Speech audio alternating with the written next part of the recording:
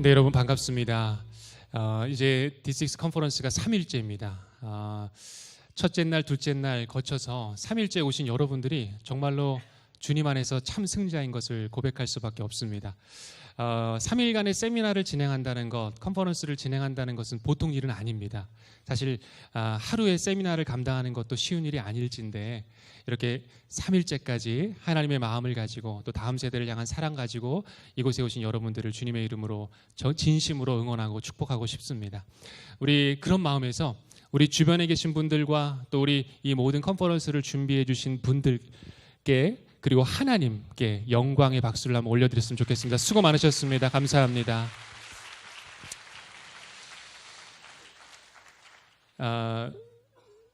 컨퍼런스가 시작되면서 여러 가지 이야기들이 많이 있었습니다.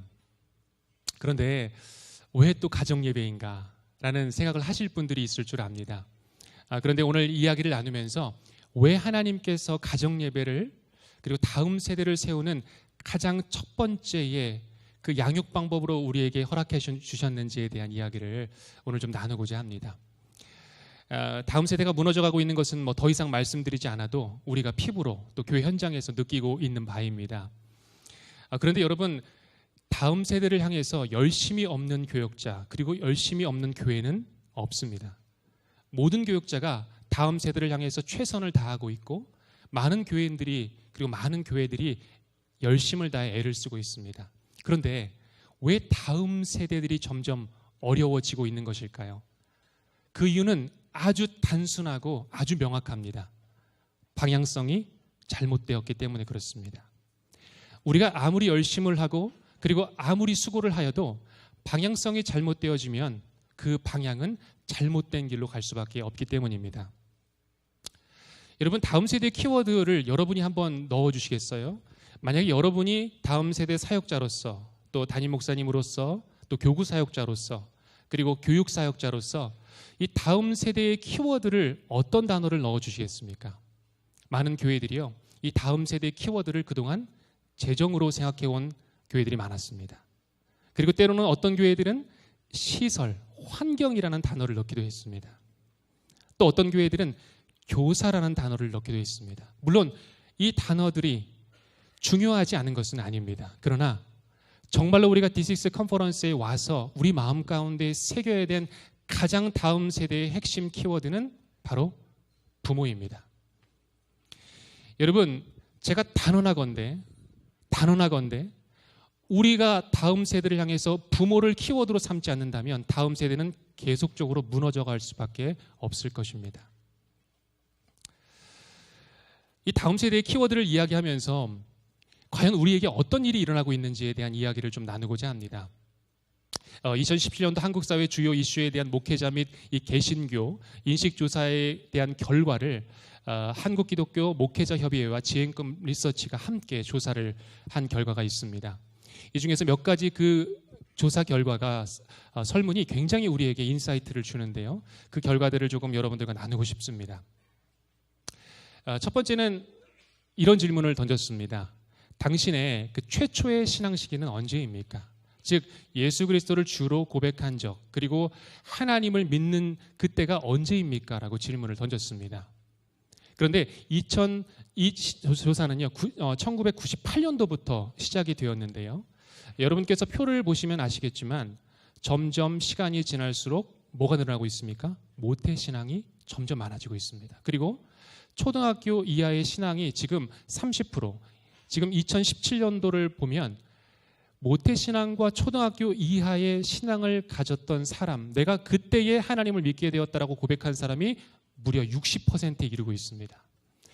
보시면 아시겠지만 중학교, 고등학교, 대학교 그 이후에는 하나님을 믿는 비율이 굉장히 낮아집니다. 즉 전도하기가 굉장히 어려워진다는 것입니다. 우리가 이 그래프를 통해서 알 수 있는 것은 바로 모태신앙, 즉 어렸을 때의 하나님의 마음을 우리 아이들에게 심겨주는 것이 정말로 귀하다는 것을 우리가 깨달을 수가 있습니다. 또 이런 질문을 던졌습니다. 당신이 신앙 성장에 도움을 받는 것은 무엇입니까? 사실 저는 목회자로서 이 결과를 보고 참 많은 충격을 받았습니다. 여러분 충격 받으셔야 됩니다.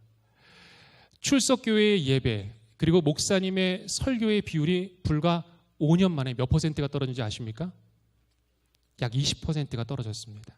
앞으로 이 비율은 지속적으로 낮아질 거라 예상이 됩니다. 목회자로서 열심히 설교를 준비하고 하나님의 말씀을 준비하는데 정작 성도들은 내 신앙의 도움에 그다지 예전보다는 되지 않는다라는 고백을 우리 성도들이 지금 하고 있는 것입니다. 그것은 이제 뒤에 결과를 보셔서 아시겠지만 점점 신앙이 개인화되고 있습니다. 신앙 서적이라든지 그리고 소그룹 모임이라는 기독교 매체를 통해서 신앙의 도움을 받고 있는 비율이 기하급수적으로 늘어나고 있기 때문에 그렇습니다. 그런데 여기서 제가 주목하고 싶은 것은 바로 이 가족이라는 분야입니다. 2012년도에 비해서 5년 만에 이 내가 가족을 통해서 신앙 교육에 도움을 받는다, 신앙에 도움을 받는다라고 대답한 사람들의 비율이 기하급수적으로 증가하고 있다는 것입니다. 우리는 이 결과를 굉장히 주목해 볼 필요가 있습니다. 또 이런 질문을 던졌습니다. 당신의 가정 내에 신앙 교류를, 즉 하나님의 이야기를 위한 활동 어떤 것을 가졌습니까? 라는 질문을 던졌는데요. 제가 이 결과를 보고 정말 마음이 아팠습니다. 여러분도 지금 보시다시피 일주일간 아무런 하나님의 이야기가 가정에 없었다라고 대답한 사람들이 무려 60%로 나타나고 있습니다. 즉 목회자들이 강단에서 아무리 하나님의 말씀을 증거할지라도, 우리가 아무리 열심히 가르칠지라도 주중에는 하나님의 이야기를 단 한 번도 하지 않는 사람들이 무려 60%에 이른다는 것입니다. 굉장히 심각한 결과입니다. 그런데 더 충격적인 것은요, 다음 결과입니다. PPT가 조금 문제가, 이 결과를 먼저 설명드리겠습니다.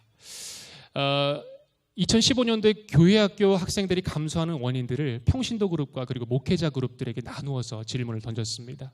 도대체 학생들이 감소하는 이유가 무엇이라고 생각하십니까? 그런데 이 평신도 그룹과 그리고 이 목회자 그룹의 이 대답이 굉장히 상이했던 것을 보여줍니다. 평신도는 이런 대답을 했습니다. 학업에 대한 중압감이 교회 학생들이 감소하는 원인입니다. 저출산 인구 구조가 변화되고 있습니다. 신앙교육에 대한 부모의 인식이 변화됩니다. 안타깝게도 교회의 교육 수준이 미달되어 있습니다. 이런 답들을 내놨습니다. 그런데 목회자들의 생각은 조금 달랐습니다. 목회자들은 다른 여러 가지 이유보다 바로 신앙교육에 대한 부모의 인식이 변화되었다는 것을 주목하고 있었습니다. 즉 평신도 그룹과 목회자 그룹들의 생각이 달랐던 것입니다. 여러분, 왜 이 인식이 달랐을까요? 목회자 그룹들은 이미 예상을 했습니다. 예전에는 우리 부모의 시대의 그 신앙들은 우리 자녀들의 그 신앙을 위해서 열심을 다하고 최선을 다하고 그 아이들이 어떻게든 교회에 나올 수 있도록 격려하고 독려했는데 요즘의 부모 세대들은 그렇지 않다는 거예요. 그런데 부모님들은 지금 착각하고 있는 거죠. 그 원인이 다른 데 있다. 학업의 문제에 있다. 저출산 인구에 있다. 내 문제는 아니다라고 대답한 거죠. 그런데 목회자는 분명히 그 원인을 인식하고 있었던 것입니다. 다시 아까의 설문조사로 좀 돌아와서 이런 질문을 던졌습니다. 그렇다면 이 목회자들을 대상으로 당신들이 생각하시기에 이 교회 성장을 위한 가장 중요한 동력이 무엇입니까? 라는 질문을 던졌습니다. 그랬더니 이런 대답을 했습니다. 30, 40대의 부모 훈련이 가장 중요하다라고 이야기를 하였습니다. 그렇다면 제가 이 시점에서 여러분에게 좀 질문을 던지고 싶습니다. 여러분의 교회 안에 30, 40대의 부모 훈련이 있는 교회, 손 들지 마십시오. 마음의 손을 한번 들어주십시오. 30, 40대의 부모 교육의 훈련이 있는 교회가 있습니까? 얼마나 되시는지 모르겠습니다. 사실 우리는 그동안 많은 재정을 투자했고 교육시설에 신경을 써왔지만 사실은 가장 중요한 것은 30, 40대 부모를 하나님 품으로 돌이키고 그들을 가정의 신앙교사로 세우는 것이 가장 중요한 문제였는데 그것들을 우리가 놓치고 있었던 것입니다. 제가 사실은 이 설문조사 가운데 가장 충격을 받은 결과가 바로 이 내용인데요. 크리스천 중고생들에게 질문을 던졌습니다. 너가 신앙생활을 하는 데 있어서 가장 너의 신앙생활에 영향을 미치는 그 존재가 누구인가? 라는 질문을 우리 아이들에게 던진 겁니다. 중고생들에게. 그때 중고생들이 이렇게 대답했어요. 주저하지 않고 누구로 대답했죠? 엄마요. 엄마가 47%로 대답했습니다. 즉 우리 아이들이 주일날 내가 교회를 갈지 말지를 결정하는 것은 누구라고요? 엄마입니다. 엄마. 이곳에 엄마들 계시죠? 제가 손들라고 하지 않겠습니다. 어머니들 잘 들으셔야 됩니다. 엄마가 결정해요. 교회의 친구도 아니고요. 목회자도 아니고요. 아버지는 참 죄송하게도 9.4위입니다. 4위. 가정 내 위치를 보여주시는 건지는 모르겠지만 어찌됐건 정말로 제가 더 우울했던 것은요. 바로 교회 학교 교사의 비율이 이렇게 낮다는 것입니다. 2.8%입니다. 우리 아이들의 마음 가운데 나의 신앙생활에 영향을 주는 사람은 교회 학교 교사가 아니래요. 제가 이 결과를 보고 참 마음이 아팠습니다. 결국은 우리 아이들의 신앙을 결정짓는 존재는 바로 어머니, 부모님이라는 것을 우리가 알 수가 있습니다. 저는 이 설문조사를 통해서 이런 결론들을 좀 내리고 싶습니다. 우리가 계속 D6를 통해서 컨퍼런스를 통해서 내왔던 결론이지만 바로 이것입니다. 첫 번째는 부모의 신앙이 자녀의 신앙에 결정적인 영향을 미친다는 것입니다. 두 번째는 이 부모가 자녀의 신앙교육과 그리고 학업, 특별히 학업 앞에 거듭나는 과정이 없다면, 이 과정을 거치지 않는다면 우리 부모님들은 여전히 세속적인 가치관을 가지고 자녀를 양육하게 될 것입니다. 이 과정이 일어나지 않으면 여전히 부모는 변화된 것이 아닙니다. 즉 부모가 변하지 않으면 다음 세대의 신앙교육은 절대로 어렵다는 것입니다. 그리고 세 번째입니다. 부모가 자녀 신앙교육의 주체가 되어야 합니다. 교사도 아니고 어느 누구도 아니고 바로 부모가 자녀 신앙교육의 주체가 되는 것입니다. 그리고 네 번째입니다. 부모와 자녀가 함께 성장하는 것입니다. 우리가 다음 세대를 이야기할 때 항상 그런 오해를 가져요. 다음 세대 너희들 잘해야지. 너희들이 문제를 의식해야지. 너희들 신앙생활 열심히 해야지. 찬양 잘해야지. 예배 잘해야 되지. 그런데 정작 부모 세대는 변할 마음이 없는 거예요. 부모 세대와 다음 세대가 함께 깨어나지 않으면 다음 세대는 살아날 수가 없는 것입니다. 그렇다면 여기서 우리에게 질문이 생깁니다. 그렇다면 이 다음 세대의 어려움들을 우리가 어떻게 그리고 무엇을 통해서 극복할 수 있을 것인가? 그래서 저는 이런 질문을 던지고 싶습니다. 부모가 부모의 정체성을 깨닫기 위해 어떤 교육이 필요한 것인가? 과연 우리가 어떻게 그들을 훈련시키고 양육시킬 수 있는 것인가? 두 번째 질문은 이것입니다. 가정에서 부모가 자녀를 양육하기에 가장 좋은 신앙 교육의 방법은 무엇인가? 라는 질문을 던지고 싶습니다. 이 질문에 대한 답을 하기 전에 우리가 이 D6의 주제이기도 한 신명기 6장에 대한 말씀을 간단하게 좀 살펴보고자 합니다. 우리 다 함께 앞에 나와 있는 신명기 6장 7절의 말씀을 큰 소리로 함께 읽어보겠습니다. 내 자녀에게 부지런히 가르치며 집에 앉았을 때에든지 길을 갈 때에든지 누워있을 때에든지 일어날 때에든지 이 말씀을 강론할 것이며 아멘. 우리가 D6를 통해서 계속해서 들어왔던 말씀이고 우리가 너무나 익히 잘 아는 말씀입니다.